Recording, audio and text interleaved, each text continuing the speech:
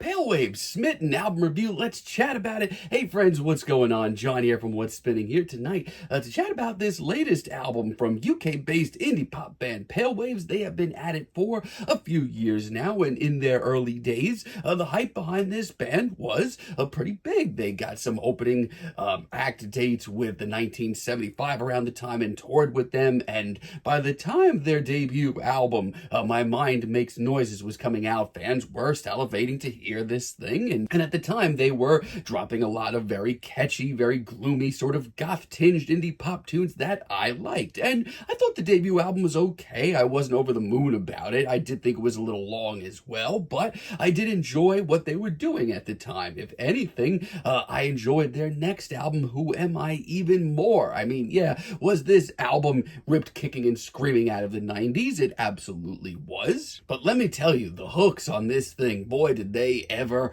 pop. I did really enjoy it at the end of the day. Now, the last time we heard from them was with the Unwanted album, and I'm going to be brutally honest, I did not enjoy this album at all. With the Who Am I album before it, they kind of went down this throwback alternative rock style route. But with this album, Unwanted, instantly the band sounded like they went too far down that rabbit hole. It was getting further and further away from the band's initial sound, which I enjoyed so much. Now, leading up to this record, Smitten, I noticed that the band, when they're dropping singles, that the synths were returning in a big way, and I got pretty hyped for this thing, and honestly, I think it's their best record. This album kicks off in a hell of a way with Glasgow. Awesome single. This is one of the brightest and most anthemic synth pop tracks I've heard all year, and it just sounds so big. This track has a lot of heart on display and all of the emotion that the band has put out for years. But if we're talking about from a songwriting stance, I personally think this is up a notch. I love the moody bars and the feelings of youthful love. It's a great sound, and as far as I'm concerned, the band sound rejuvenated. They keep things really, really hot with Not a Love Song. I love this cut, maybe my favorite deep cut here. I love the sense of urgency here and the twinkling atmosphere of this track. A lot of this album sounds much like this album cover looks. Also, Heather Baron Gracie on vocals, she sounds really good. Her performance gets a little sassy here, but it also has a lot of emotion. Like, her vocals in general have stepped up such a notch from their early recordings. And once again, the hooks here, my God, very, very memorable once again. Thank God I'm not 15 anymore. This album would have been like a drug for me. I really love Gravity as well. It's very carefree, super sweet on the ears. And yeah, it may be gloomy as hell, but man, is it ever charming. I really do love Heather's vocal performance once again, and almost every hook on this entire record, whenever it comes crashing down, I can't help but belt it out. Also, I do love how upbeat this track gets. I did need a few cuts like this, and this is a really good one. I really love Thinking About You Too as a single. And listen, if this album's a little overproduced for you, I get it. I really do get it. But for me, I love how vast it makes the band sound. And let me tell you, going into this record, I told y'all I wanted more synths. We get a lot more synths. The whole first leg of this record is just really, really impressive. And for me, the most instantaneous cut leading up to this record released as a single was Perfume. The synths on this track sound so good. Everything about this record just sounds so good.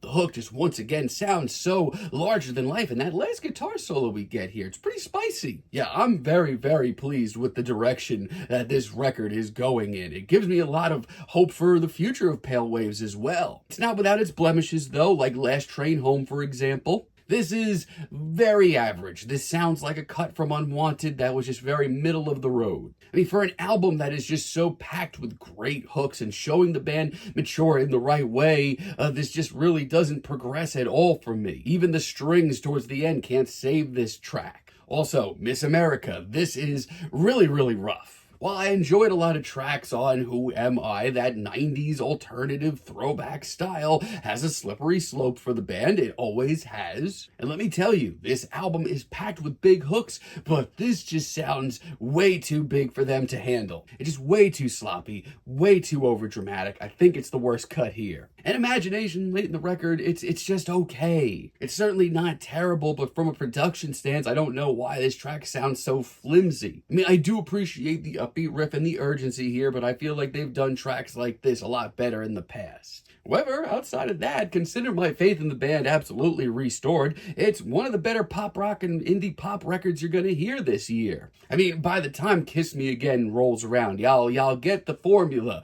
We got the gloomy bars, we got the lovesick lyrics, and we've got a lot of synthesizers. Oh, by the way, heart on display. We also have a lot of that because tracks like this, the emotions are staggering. And you can say that they've put out tracks like this in the past. You're not wrong, but I honestly feel like they're performing them better than ever. Hate to Hurt You is another one of my favorite deep cuts here. It's upbeat, the synths are super playful and sweet, and everything about this track just charms me. And lyrically, it's one of the best offerings we've got here. I dare you to try to not sing this hook all day. I really love the sincerity of Seeing Stars as well. We get one of Heather's most sincere and direct performances on this cut. Between the nostalgic sound of this track and the very tender songwriting, everything about this track and a lot of this album just really charms me very easily. I love the strummed riff that we get here, and once again, this hook is absolutely gigantic. And Slow as a finale may be the best deep cut here and is nothing short of impressive. From a production stance, this track just sounds so good. The synths are big, the emotion is bigger, and don't even get me started on the hook. Yeah, very clearly, Pale Waves aren't running out of gas. As a matter of fact, I think they've really found their medium with a lot of this record. And honestly, I'm really curious to see where they go next. As far as a mature, very heartfelt album from Pale Waves, I think this is the ticket. The production on this record makes them sound like $1,000,000, and every single hook on here, or just about at least, is one of the most instantaneous and memorable I've heard in pop this year. I'm feeling a very strong 7 on this album, but let me know what you all think down below. If you like the video, be sure to give us a like, give us a subscribe, and let me know down below what you would like for me to chat about in the future. And until next time, have a great day, friends.